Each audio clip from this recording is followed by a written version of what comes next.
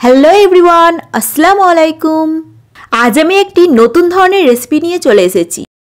এই রেসিপিটি কিন্তু বাংলাদেশে খুবই জনপ্রিয়, পুঁটি মাছের ভর্তা।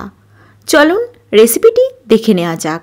এই রেসিপিটি বানানোর জন্য প্রথমে আমি কুচো পুঁটি মাছগুলোকে ভালো করে তেলে ভেজে নিয়েছি, ঠিক যেমন স্ক্রিনে দেখানো হচ্ছে তেমন।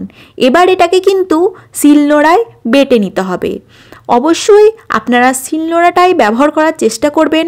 এটা কিন্তু মিক্সারে দিলে একদম পাউডার হয়ে যাবে, যেটা খেতে কিন্তু খুব একটা টেস্টফুল হবে না। তারপর এটাকে আমি ভালোভাবে বেটে নিয়েছি। তারপর একে একে প্রত্যেকটা পুঁটি মাছ ভালো করে বেটে নেওয়ার পর এর মধ্যে দিতে হবে ভাজা পেঁয়াজ, শুকনো লঙ্কা ও রসুন। এগুলোকে কিন্তু আমি তেলে ভালো করে কড়া করে ভেজে নিয়েছি। তারপর এটাকে শিলনোড়ায় ভালো করে বেটে নিতে হবে। এগুলো কিন্তু গোটা গোটা রাখলে হবে না, ভালো করে ভেজে এগুলোকে একদম শিলনোড়ায় মিক্স করে ফেলতে হবে, যাতে এই মাছের মধ্যে এটা মিক্স হয়ে যায়। আপনারা কিন্তু অবশ্যই এখানে ভাজা পেঁয়াজ, শুকনো লঙ্কা এবং রসুনগুলোকে ভাজা ব্যবহার করার চেষ্টা করবেন, না হলে কিন্তু রেসিপিটা ঠিক তেমন টেস্টফুল হবে না। এরপর এর মধ্যে কিছু আমি ধনিয়া পাতা দিয়ে দিয়েছি। ঠিক একইভাবে আগের পেঁয়াজটা যেমনভাবে আমি এখানে বেটে নিয়েছি, তেমনই ধনিয়া পাতাটাও ভালোভাবে এটাকে মিক্স করে ফেলতে হবে। এখানে সমস্ত উপাদানগুলো যেগুলো আমি স্ক্রিনে দেখাচ্ছি, সেগুলো কিন্তু অবশ্যই আপনারা শিলনোড়ায় বাটার চেষ্টা করবেন।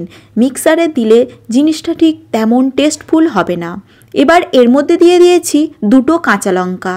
কাঁচা লঙ্কাটা অপশনাল, যারা বেশি ঝাল খেতে চান না তারা কিন্তু দুটো শুকনো লঙ্কাই শুধু দিতে পারেন। এরপর সমস্ত উপাদানকে আমি ভালোভাবে মিক্স করে নিয়েছি।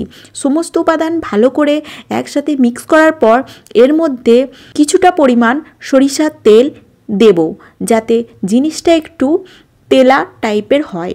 তারপর আবার প্রত্যেকটি উপাদানকে একসাথে মিক্স করে নেব, যাতে তেলটা পুরোটা জায়গায় ভালোভাবে লেগে যায়। এইভাবেই খুব সহজ পদ্ধতিতে আপনারা বাড়িতে কিন্তু এই রেসিপিটি অবশ্যই ট্রাই করতে পারেন। এই পুঁটি মাছের ভর্তাটা কিন্তু খুবই টেস্টফুল হয়েছিল। আপনার বাড়িতে অবশ্যই ট্রাই করে আমাকে কমেন্টে জানাবেন আপনাদের কেমন লেগেছে।